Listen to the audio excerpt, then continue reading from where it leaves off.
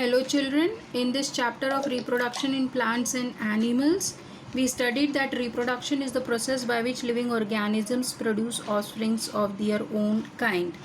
We studied that there are two modes of reproduction, asexual and sexual. We have discussed asexual reproduction in plants in detail, okay, that it takes place by spore formation, fragmentation, vegetative propagation, okay. We studied the advantages and disadvantages of vegetative propagation. We also studied that asexual reproduction also takes place by budding and multiple fission in other organisms. After that, we started with the sexual reproduction in plants, wherein we studied the different parts of the flower, okay, the four whorls of the flower: calyx, corolla, androecium and gynoecium. Why they are present in the flower, what is their function, that also we have studied. Later on we discussed about pollination, okay, that is the transfer of pollen grains from the anther to the flower of the stigma of the same or another flower by various agents, right? So here we are now going to discuss about the agents of pollination. So first you should remember that pollination is the transfer of pollen grains from the anther of the flower to the stigma of the flower. The flower may be same or another flower, okay.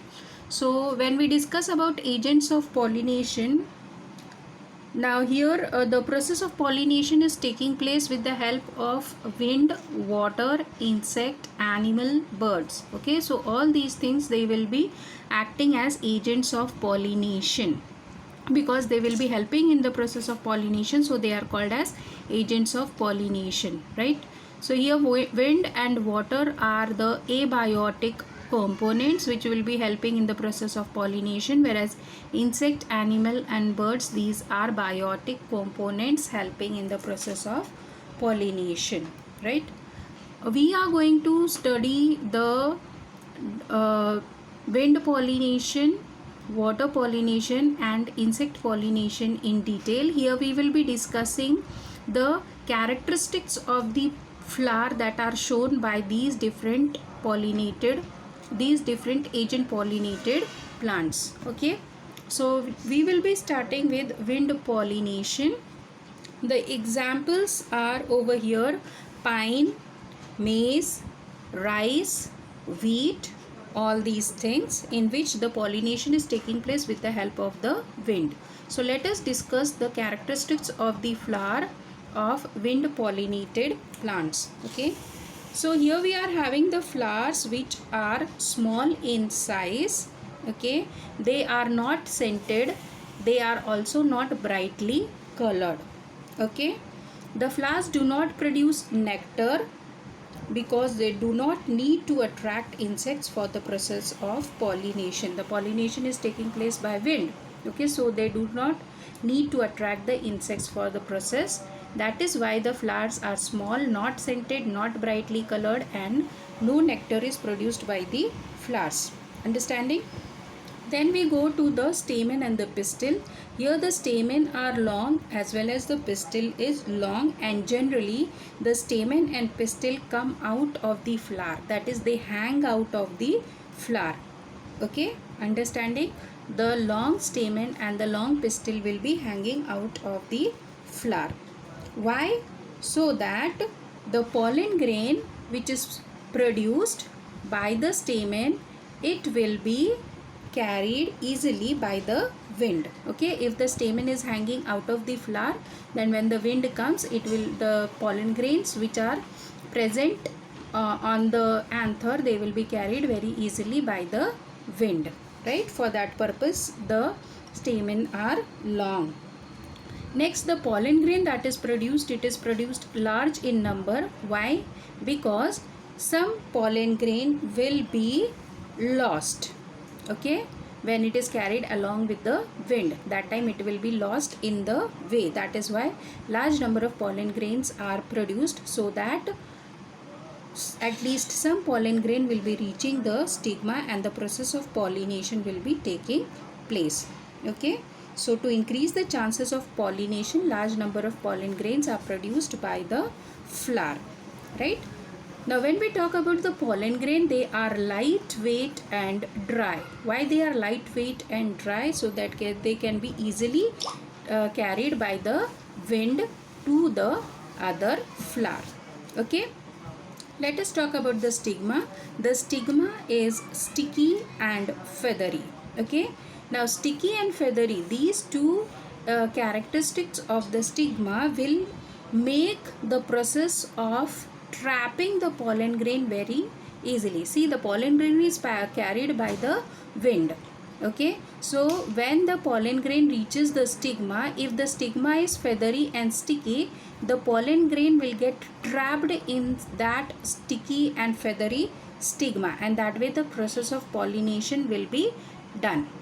Okay, so the stigma is sticky and feathery so that it is easy to get the pollen grains trapped in it. Understanding? So this is about the wind pollinated plant flowers characteristic. Okay, next we will go to the water pollination. Yeah, so we will be discussing about water pollination over here. It takes place in aquatic plants, that is the plants which live in water. Okay, the examples are Hydrilla, Vallisneria, pondweed. All these plants live in the water, that is why they are called as aquatic plants. So water pollination takes place in aquatic plants. Now we will discuss the characteristics of these plants. Okay, how the flowers are there, right, and how they help in the process of pollination. So first one is the flowers are small and not showy. Okay, again they do not need to attract the insect, that is why the flowers are not showy. The flowers will be pollinated with the help of water. Okay, we don't the flower does not need to attract water, that is why it is not showy. Okay, and the flowers are small, right? After that we go to the stalks of the flower. The stalks of the flower are long. Okay, why? So that the flower reaches the surface of the water, that is why the stalks of the flower are long. Okay, the pistil of the flower, that is the pistil of the flower will be reaching the surface of the water, and that will be helping the stigma to capture the pollen grains, okay, that are floating on the water. Understanding? So here the stalk of the flowers are long, the pistil is long, so that on the surface of the water whatever pollen grains are floating, they will come and stick to the stigma of the pistil, right? Yeah. Next, pollen grains are large in number. Again here the pollen grains are produced large in number because when the pollen grains are traveling in the water, some of the pollen grains get lost in the way. Okay, and to increase the chances of pollination, they are produced large in number. Apart from that, the pollen grains are spongy and water resistant. Okay, they are lightweight, they are spongy, and they are water resistant. This water resistance will help the pollen grain to remain in water without any issues. Okay, otherwise what will happen, the pollen grain will absorb the water and it will deteriorate, kharab ho jayega. That is why it is water resistant, so that it does not absorb water and it does not get deteriorated. Okay, so these are the characteristics of water pollination, water pollinated flowers. First, flowers are small and not showy because they do not need to attract the insects. Second, the stalk of the flowers are long, the pistil are long, so that the pistil reaches the surface of water, and the pollen grains which are on the surface of the water get stuck to the stigma of the pistil. Okay, pollen grains are produced large in number so that the chances of pollination increases, and the pollen grains are spongy and water resistant so that they remain in good condition in the water. Okay, so these are the different characteristics of the water pollinated plants like Hydrilla and Vallisneria. Fine. So next we go to the insect pollination. So here we will be discussing about insect pollination, which takes place in plants like rose, hibiscus, jasmine, etc. Okay, all these plants are pollinated with the help of insect. Now here the flowers require to attract the insects for the process of pollination. Okay, and that is the reason the flowers are large, they are brightly colored, they produce scent, and they also produce nectar. See, the insects will be attracted towards the flower because of the bright color of the flower, because of the sweet smell of the nectar. Okay, and also the good smell of the flower. Okay, because of these characteristics of the flower, the insect will be attracted towards the flower for the process of the pollination, and that is the reason you will be finding very attractive flowers in case of insect pollinated plants. Understanding? Yeah. Coming to the pollen grains, here the pollen grains are sticky and spiny. Okay, the pollen grains which are produced by insect pollinated plants, they are sticky and spiny.